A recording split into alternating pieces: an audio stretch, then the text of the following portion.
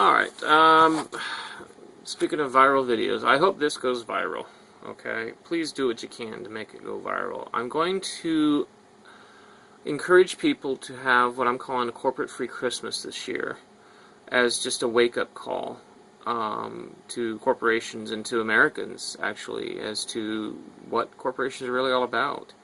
But I want to explain to you why we need to do this, okay?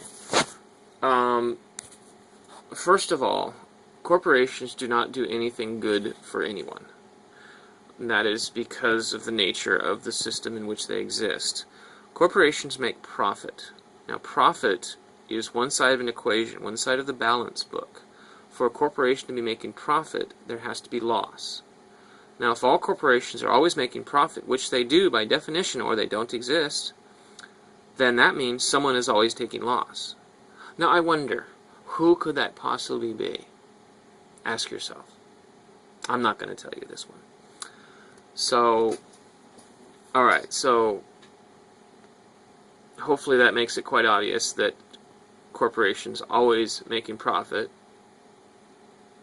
means not good for us. Trying to do this without giving you the answer, but if you haven't figured it out by now, man, you're just hopeless. Sorry, that's just how it is. But so a corporation, buying a gift from a corporation is just nonsense. Okay, every transaction that you do goes to pay a corporate executive lots and lots of money. The CEOs of most corporations bring in $1 million a day. Now, is there anything out there that says that that is right or fair or reasonable or, come on. Most of the people on the planet are starving, and these people are bringing home $1 million a day to do what? Oh, did I mention why most of the people on this planet are starving? It's because of corporations. Corporations do not provide us with anything. They destroy. They do nothing but destroy.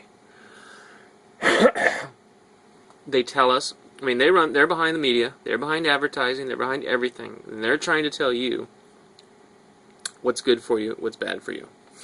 I have discovered through research on my own, without going through corporations, to find the truth, because they don't tell you the truth, that our diet is bad for us, that our air is bad for us, that everything's bad for us, that corporations are just plain bad for us. So, I'm supposed to be proving to you in an argument why you should avoid corporations. Okay, you buy a $10 shirt from Walmart. Okay, about $9.95 of that purchase goes to Walmart. Some of it pays the employees who slave for the corporation so that they can make this money. So let's say about $2 goes to the employees. About $1 goes to transportation, because we got to ship these shirts over from Bangladesh, and it costs quite a bit of money. So about $1 or $2 for shipping. So we're down to $6. Oh, $5.95. I'm sorry. 5 cents goes to the factory. 1 cent may go to the person that made the shirt. 1 penny may go to the person that made the shirt. 4 cents goes to the factory owner and the landlord and all that other shit. So where does this $4.95 go to? Goes to the executive board. How do you think he brings home $1 million a day? Come on.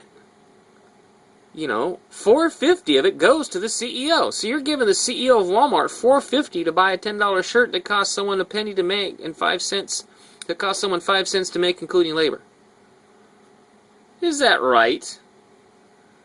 So, and here's the other thing. What about the person that made the shirt?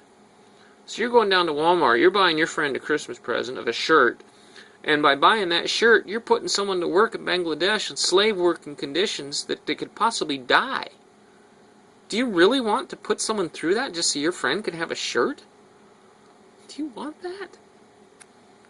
Think about what happens to get the things that you buy. That doesn't just appear in a store for you to plop money down on a counter and take it away from you. Someone had to make it. It had to get here. It had to be shipped. It had to go through profit after profit after profit from the distribution networks and the ship. excuse me, shippers and just everything, you know. It's insane all that has to go into it. And here's an alternative. You want to buy me a present, you're going to make it, because I'm not accepting corporate gifts, period. But here's the thing. If you make a shirt instead, it's not that hard to do. You can get yourself a sewing machine. You can get one for $5 or $10 at flea market, or at the thrift store, or the flea market, or something like that. Probably even get one for free. And you can share it, and you can use it forever.